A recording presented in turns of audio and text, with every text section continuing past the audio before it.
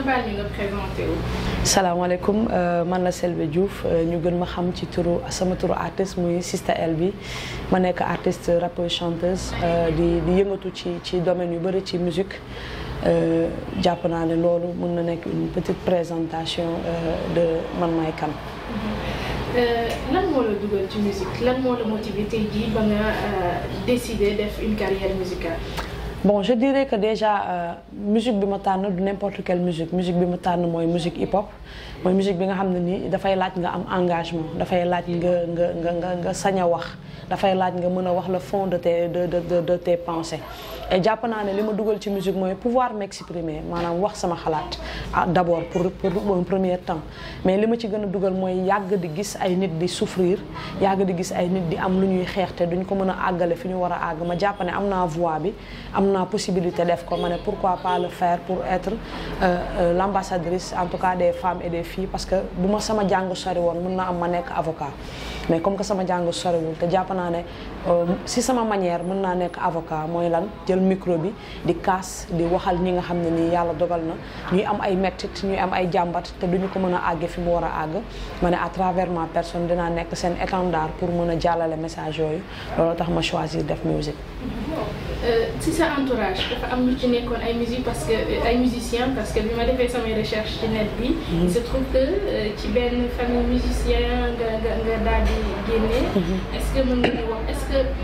wax ba xam loolu dafa bokk ci li waral sa engagement ci li nekk ni moo di musique. Bon, je dirais que loolu à la base nekkul woon influence parce que peut-être am na ay maam yoo xam ne musique sénégalaise def nañ ci lu bëri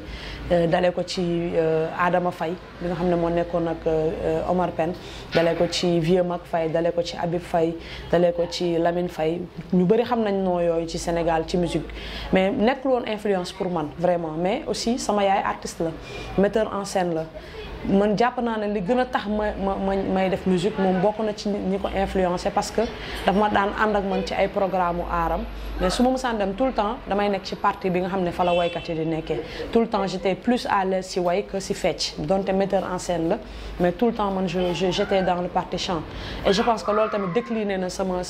objectif ba nga xam ne bu ma demee ba bëgg a def musique ma ne non dinaa def musique mais du ma def comme musique bi peut-être sama ñoom maam di véhiculer muy mbalax jazz etc. mais non damay def hip hop parce que mooy musique bi ma gënoon a gis sama bopp. alors nekk femme di yëngatu ci milieu rap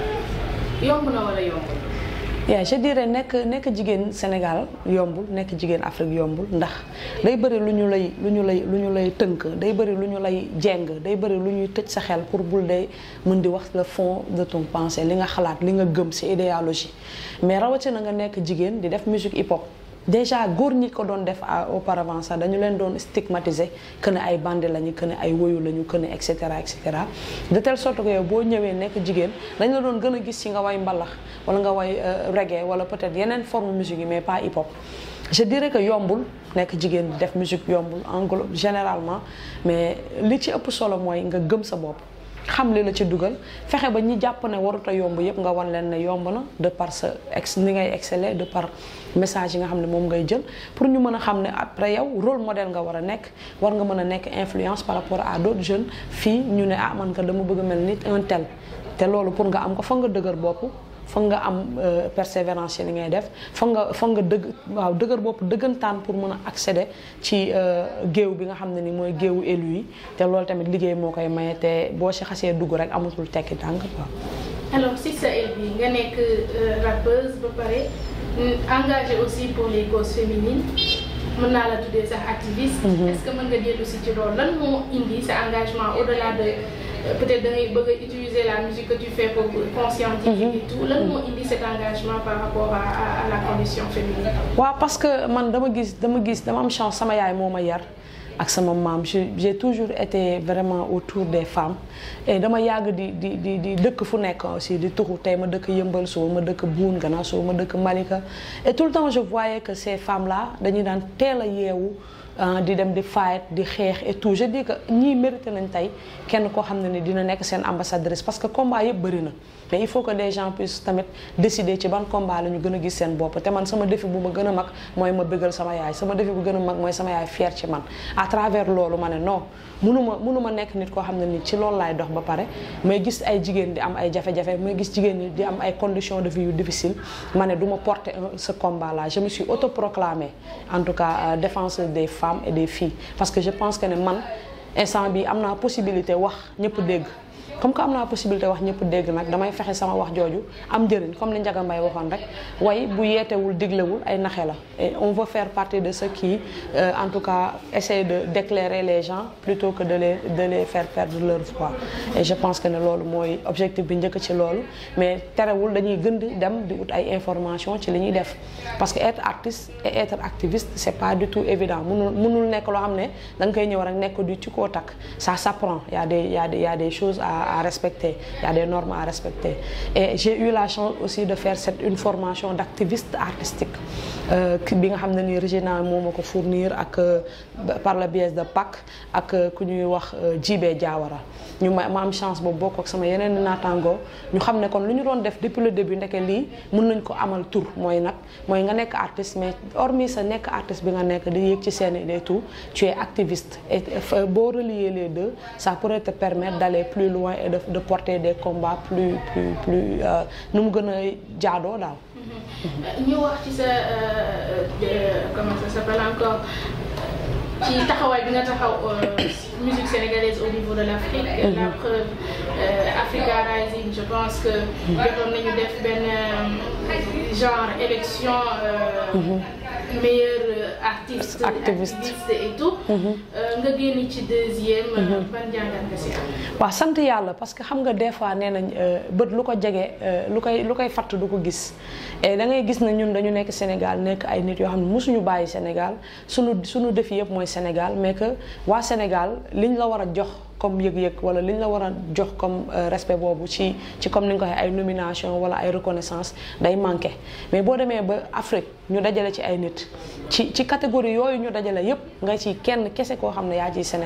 sénégalaise autant pour moi loolu war na am lu mu yee mooy wane ne rek nit ñi tamit ñoo moom seen bopp ci lu ñuy nominé waaye war nañu di bàyyi xel ne affaire bi peut-être du génnee produit kese du génnee clip bu rafet kese mais am na un combat que les gens doivent porter tous les jours combat yooyu aussi bu ñuy nominé nit ki wala bu ñuy jox nit ki benn dissertation di ko jox cër war nañu mën a xool derrière background boobu mu am est-ce que nit ki hormis musique hormis wax ay message est-ce que kooku elle porte des combats qui méritent vraiment que ñu teg ko ci kanam pour yeneen i nit mën a gis ci boppam seen bopp ci moom quoi. aywa léegi ñu wax yaa ngi bokk ci association Genji Hip Hop. est-ce que mën nga ñu wax Genji Hip Hop lan moo ko tax a jóg nga brosse ko nii tuuti rek balaa nga may defal acapella. waaw bon Genji Hip Hop à la base man je fais partie des initiatrices man ak OMG.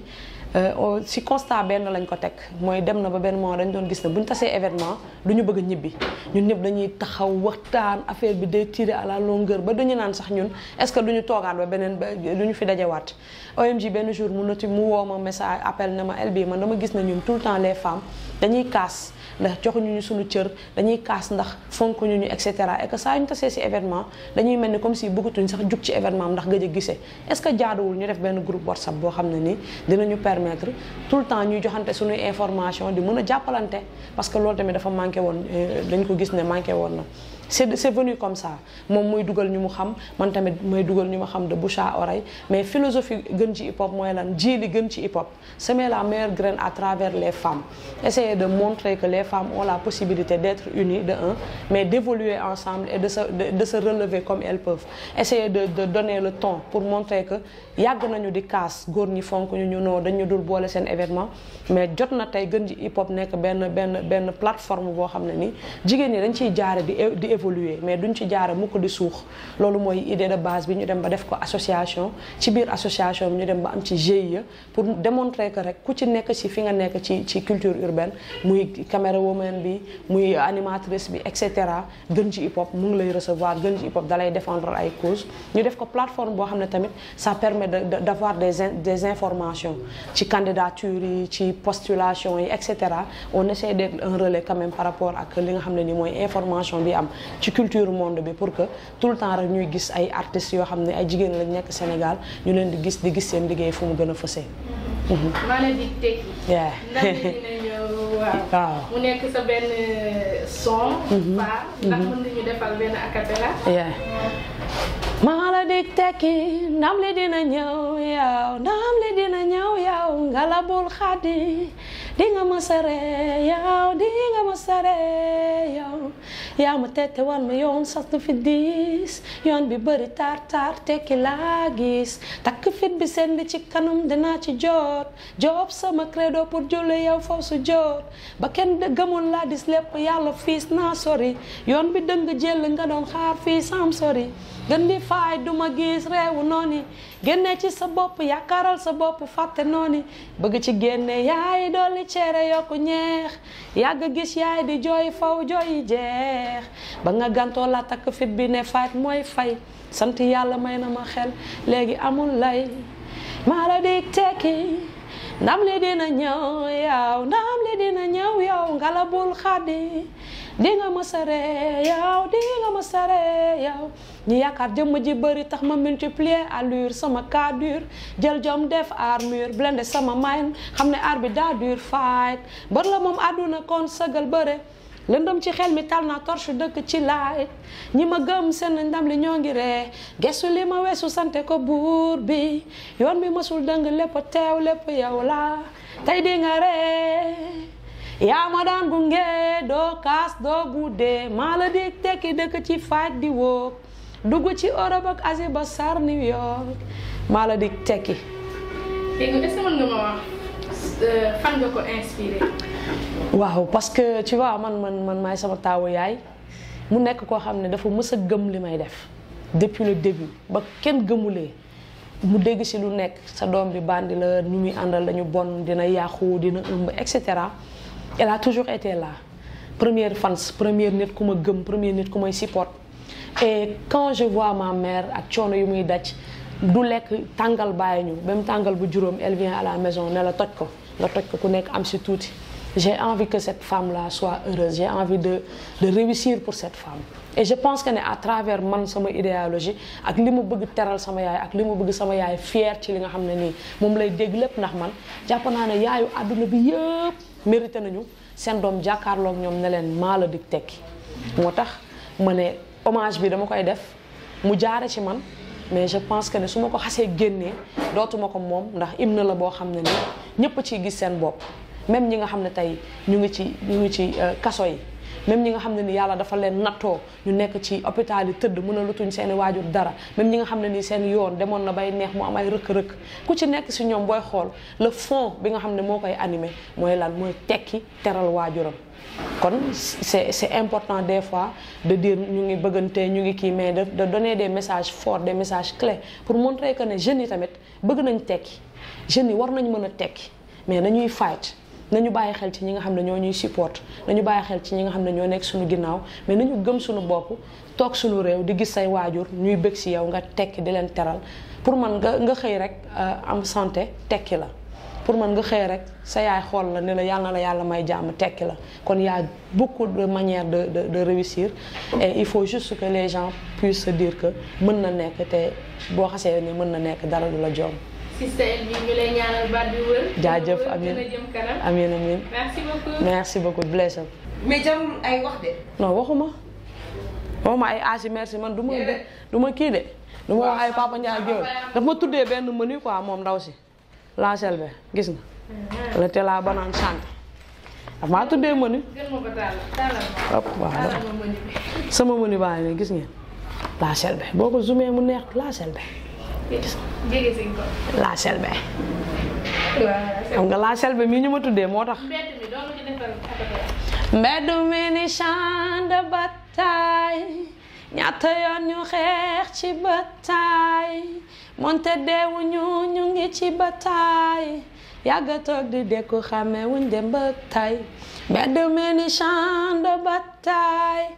ñaata yoon ñu xeex ci ba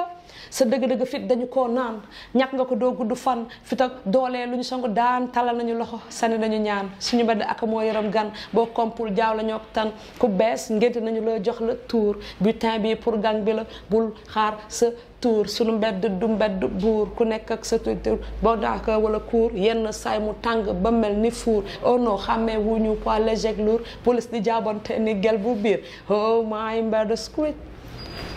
Merci beaucoup.